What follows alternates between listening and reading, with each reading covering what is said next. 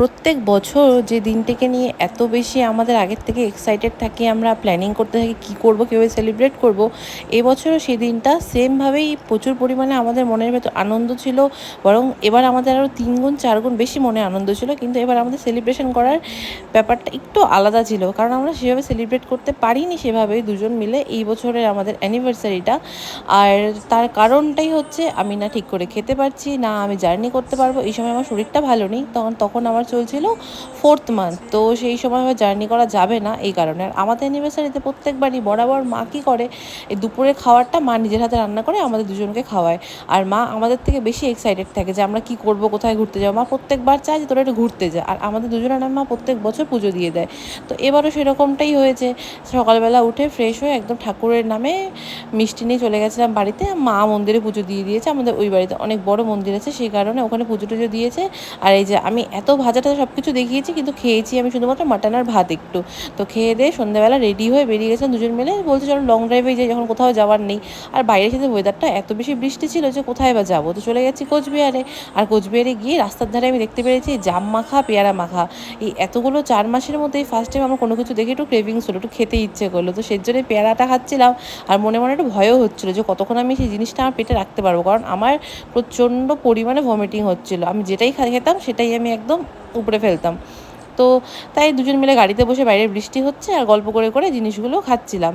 তো মাঝে মাঝে মনে হয় যে সেই বড় বড় রেস্টুরেন্টে গিয়ে খাওয়া দাওয়া করার থেকেও না, মাঝে মাঝে দুজন মিলে একটু কোয়ালিটি টাইম স্পেন্ড করে এক জায়গায় কোথাও নিস্তব্ধ জায়গায় বসে গল্প করাটা আমার যেন অনেক সময় খুব ভালো লাগে। তো সেরকম সাগরদিঘির এখানে গাড়িতে আমরা দুজন মিলে বসে বসে অনেকক্ষণ গল্প করছিলাম।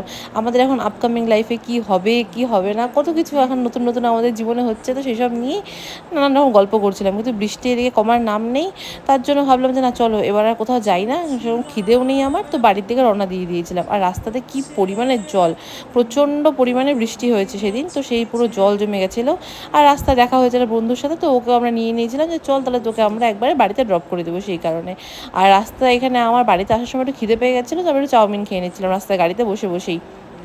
আর এটাই বেশ মজা লাগছে, 3 জন মিলে গাড়িতে বসে বসে গল্প করতে করতে আসছিলাম, এটাও যেন নতুন রকম একটা এক্সপিরিয়েন্স হচ্ছিলো। আর এখানে আমি ওর সাথে কোনো ঝগড়া করছি, কোনো সময় মজা করছি। এই সময় না এত বেশি পরিমাণে মুড সুইংস হয়, মানে আমার মনে হয় নিজের কন্ট্রোল নিজের উপর নেই। এখনই হাসছি, একটু পরে সামান্য কথা রেগে যাচ্ছি, মাঝে মাঝে আবার কেঁদে ফেলছি, আবার ভাবছি যে এটা তো সামান্য ব্যাপার, এটা আমার কাছে কোনো ব্যাপারই ছিল না আগে, এইসব আমার কিছু গায়েই লাগতো না, এখন এসব নিয়ে কাঁদছি। তো ডক্টরের সাথে কনসাল্ট করার পর উনি বলেছে যে এই সময় এত হরমোনাল ইমব্যালেন্স হয় আমাদের শরীরে, যে এই সময় এই জিনিসগুলো হওয়া খুবই স্বাভাবিক। তো যতটা পারা যায় নিজেকে ভালো রাখতে হবে, ঠান্ডা রাখতে হবে। তো সেভাবে আমি ওকে বললাম চলো আমাকে একটু রিল বানিয়ে দাও, আমার খুব ইচ্ছে করছে এভাবে মাথায় একটু বের করে ভিজবো।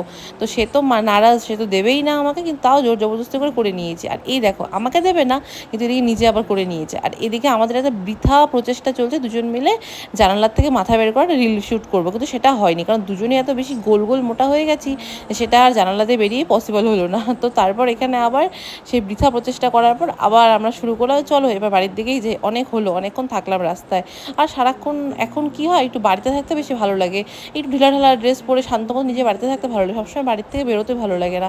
মাঝে মাঝে ভাবি যে এই যে প্রেগনেন্সি মানুষের কত কিছু পরিবর্তন করে দেয়। আগে যেই মেয়েটা কিছু হলেই ঘুরতে যাব, মজা করব, এত এক্সাইটেড থাকতাম, এখন সেই মানুষটাই মনে হয় যে একটু শান্ত শান্তভাবে থাকবো, একটু চুপচাপ থাকবো। তো এই যে এখানে ও আমাকে একটু বোঝাচ্ছিল, আমরা একটু রিলস করছিলাম। আর তারপর যেটা হয়, একটু আমি রাগ করেছিলাম, তো সে আমাকে একটু মানিয়ে নিচ্ছিল। আর এখানে আমি ওকে বলি চলো একটু ভিডিও করি, কিছুই তো করিনি, না কোথাও খেতে গেলাম না কিছু করলাম। আর এই রিলসগুলো তোমরা কিন্তু দেখে নিয়েছিলে আমার ফেসবুকে, আমি অনেকদিন আগে এগুলো পোস্ট করে দিয়েছিলাম। তো এইভাবে করেই বাড়ির দিকে চলে যাচ্ছিলাম, কিন্তু বৃষ্টি কমার নাম নেই, তাও বৃষ্টির মধ্যে ভিজে ভিজে একটু একটু রিলস বানিয়ে নিয়েছি। আর যেন রাস্তায় গিয়ে বাজে অবস্থা হয়েছে আমার সাথে, গাড়ির থেকে নামতে গিয়ে গাড়ির দরজাটা পুরো আঙ্গুলের মধ্যে মেরে দিয়েছি। তো এই যে সেটাই দেখাচ্ছিলাম যে হাতে পুরো ব্লিডিং হচ্ছে, এখানে পুরো একদম ব্লাড জমে গেছে। তো বাড়িতে এসে গেছি, বাড়িতে এসে গিয়ে আর তো খাওয়ার দাওয়া নিয়ে আমার যা খেয়েছি ওটাই আমার ডিনার প্রায় হয়ে গেল। তো বাড়িতে এসে মেডিসিনস নিয়ে নিয়েছি, আর এখন পুরো ফ্রেশ হচ্ছি, ফ্রেশ হয়ে নিয়ে দেন চলে যাব ঘুমোতে, কারণ এখন টাইমিংসটা একটু মেনটেন করতে হয়। সো চলো দেখা হয় পরের ব্লগের, টাটা, সবাই খুব ভালো।